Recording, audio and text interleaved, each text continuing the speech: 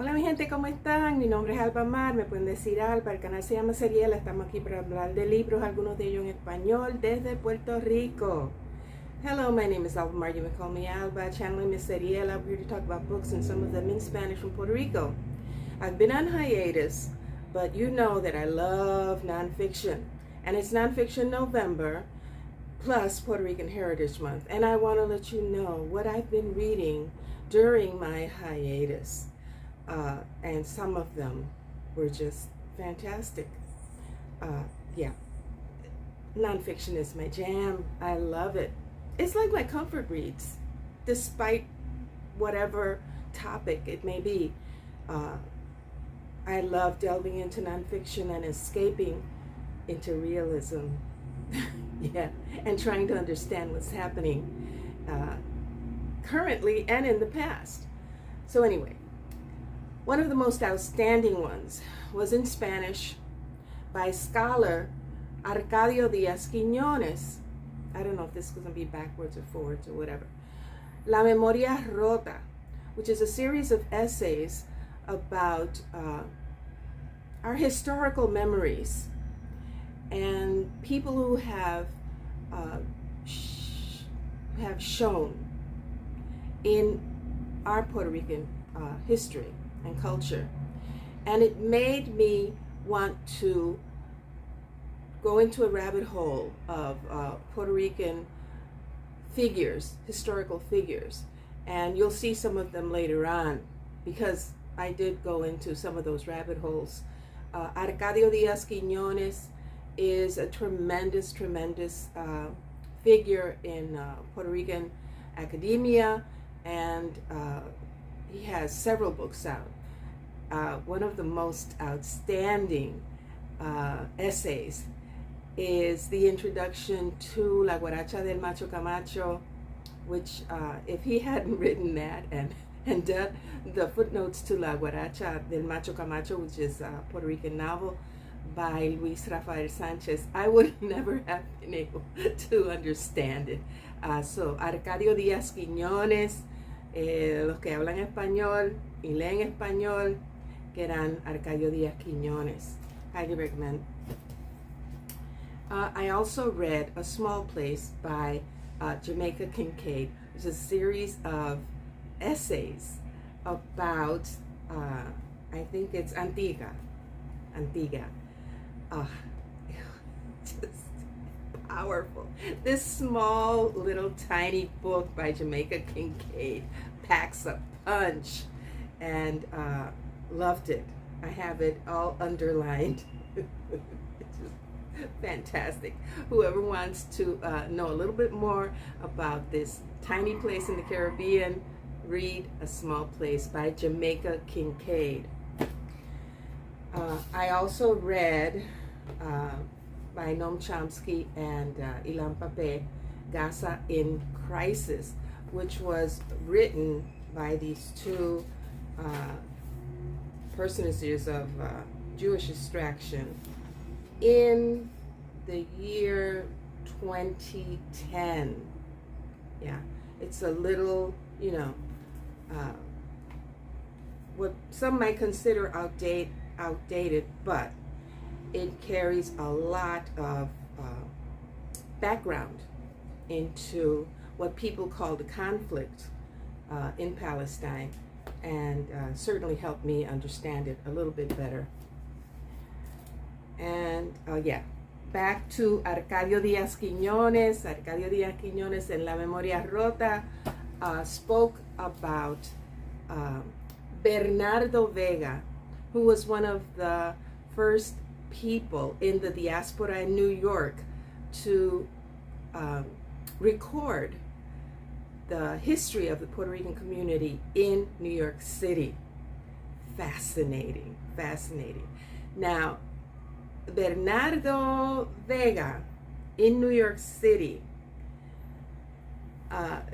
in his presentation of that history, he uses a family member, I think it's his uncle, as the narrator of the history of the community at the beginning of the 19th century.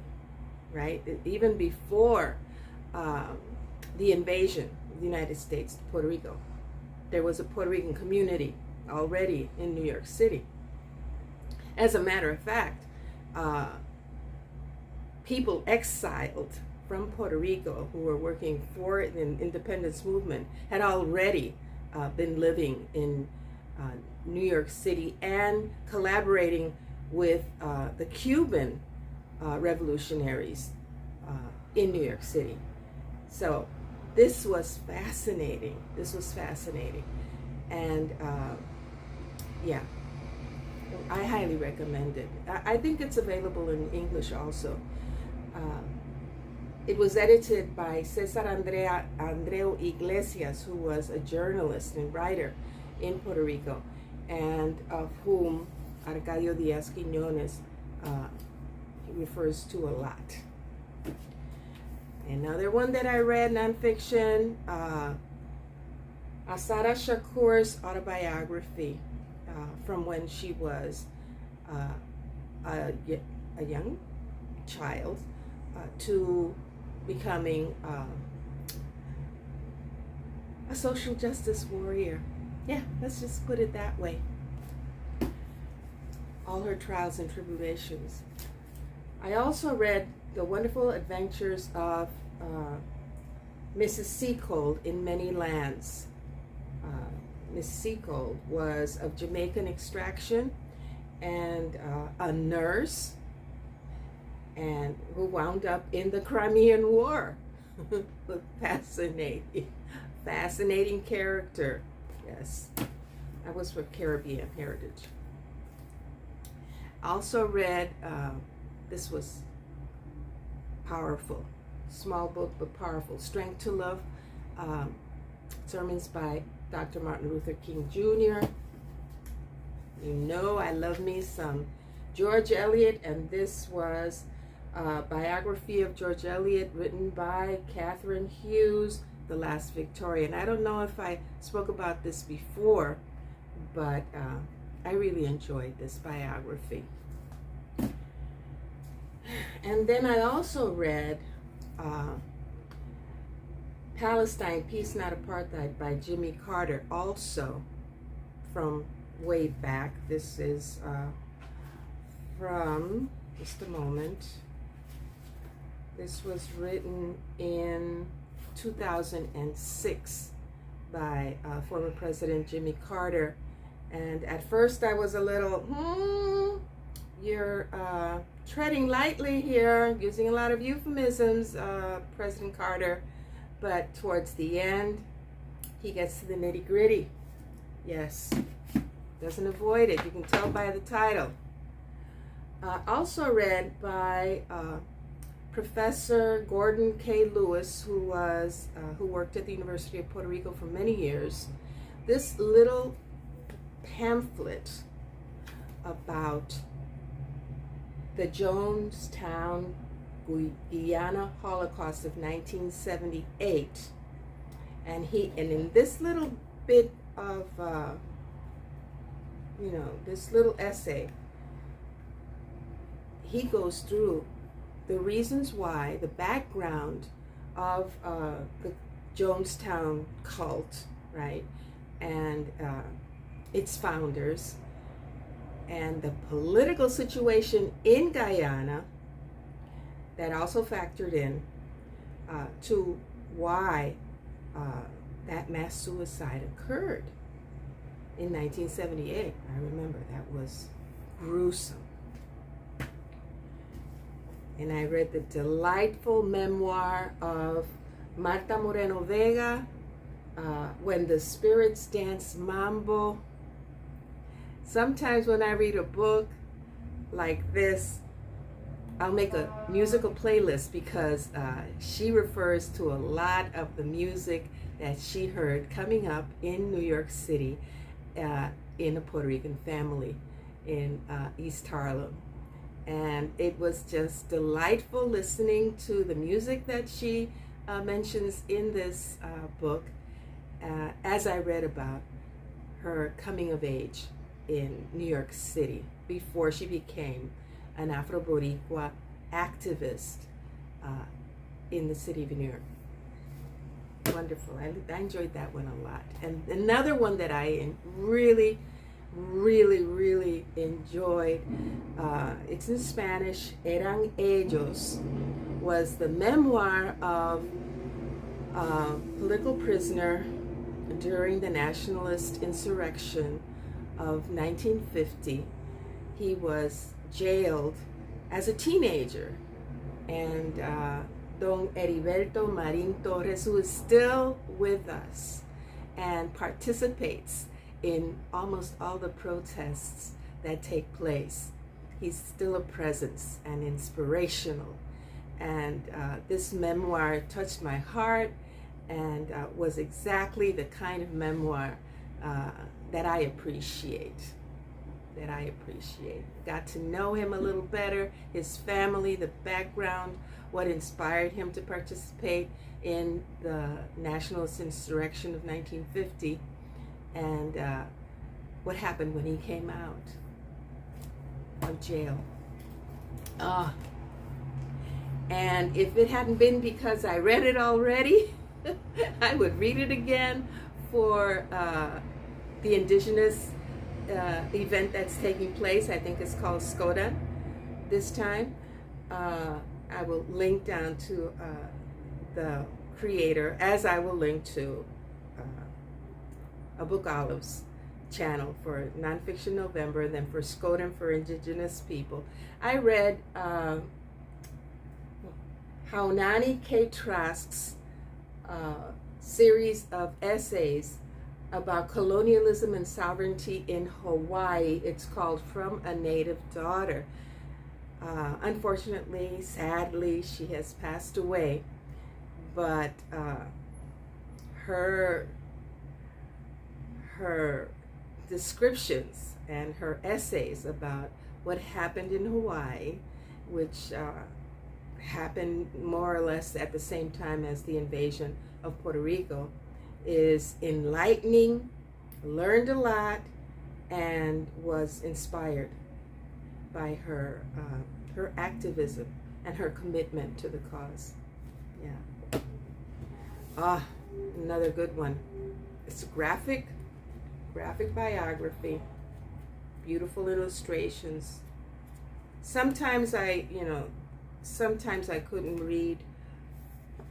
Sometimes those little, colored small print was difficult to read, like over the dark background. But this was inspirational. It's called The Faithful Spy, A True Story of Dietrich Bonhoeffer, and by John Hendricks. Now, short story time.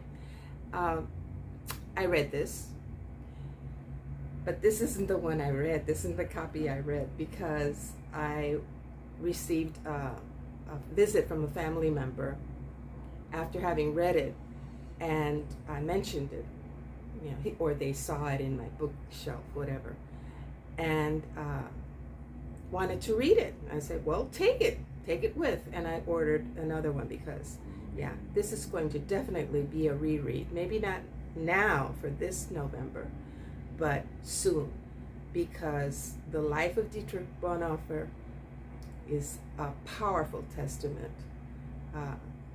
to what it means to be a disciple. I read Medical Apartheid with a group.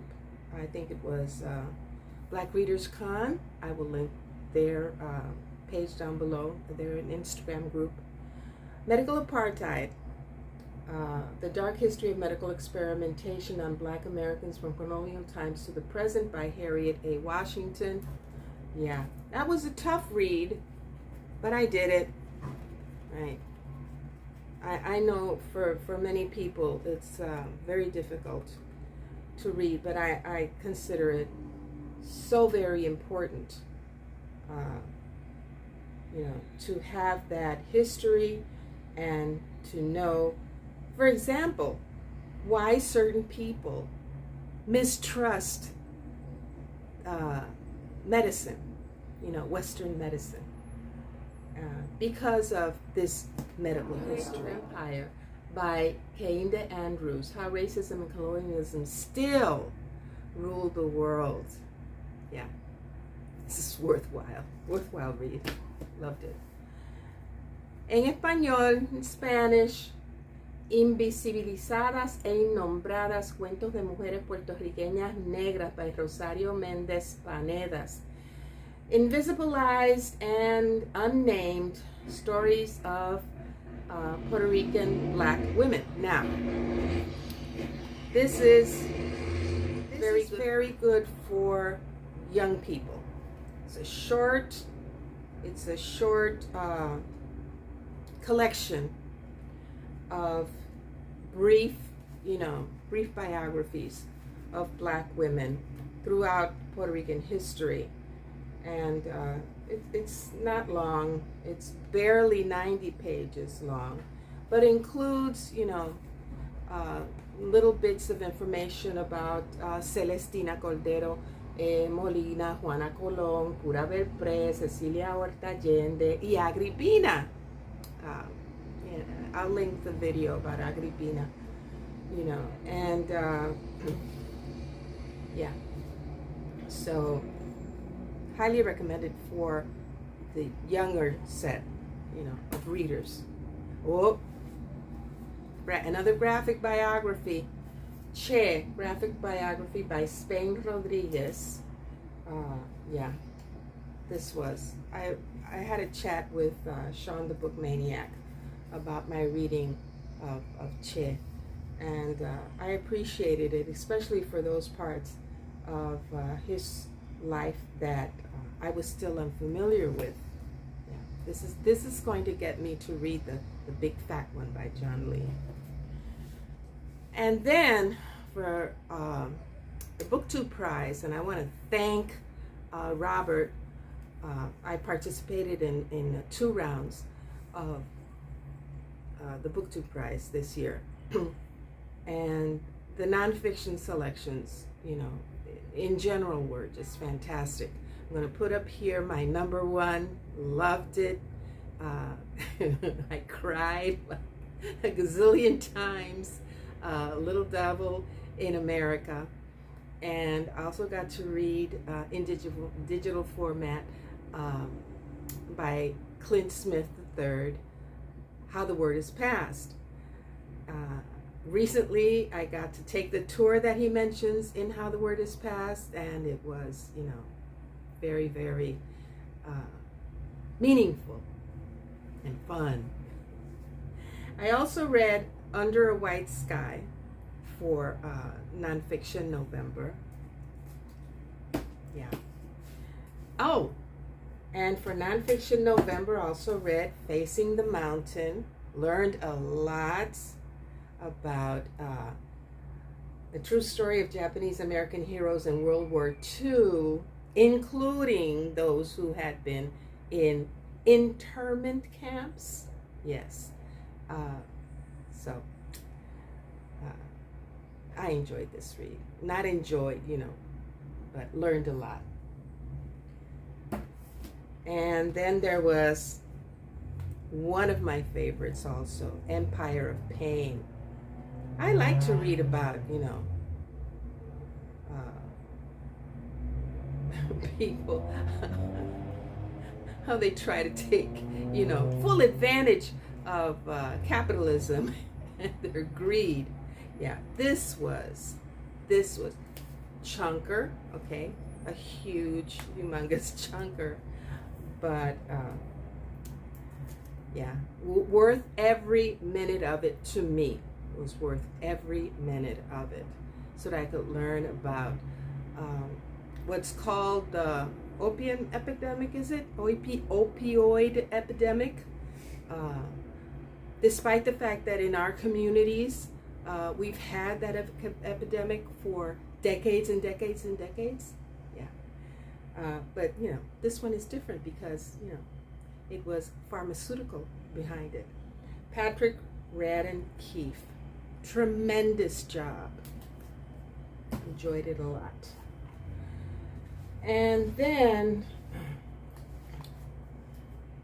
I read Colonialism by Aimé Césaire. This was a, little tiny bit on colonialism. Wait, it said, I wrote, whoa, so many times in the margins here. Yeah. And wow. Yeah. Whoa, let's see. The barbarism of Western Europe has reached an incredibly high level, being only surpassed, far surpassed, it is true, by the barbarism of the United States. Colonialism by Aimé Césaire. Never Caught, the nonfiction story of Ona Judge. The Washingtons' relentless pursuit of their runaway slave, Ona Judge, by Erica Armstrong Dunbar. And this was a National Book Award finalist. Very interesting and sad story. Yeah. And another graphic history. Joe Sacco's, those pictures, look at that. Yeah, this is hardcover and heavy. Took a lot of, tapped a lot. Joe Sacco's Footnotes in Gaza, about 2 incidents in Gaza, which he refers to as footnotes in history, right? Very meaningful, very significant. Also learned a lot there.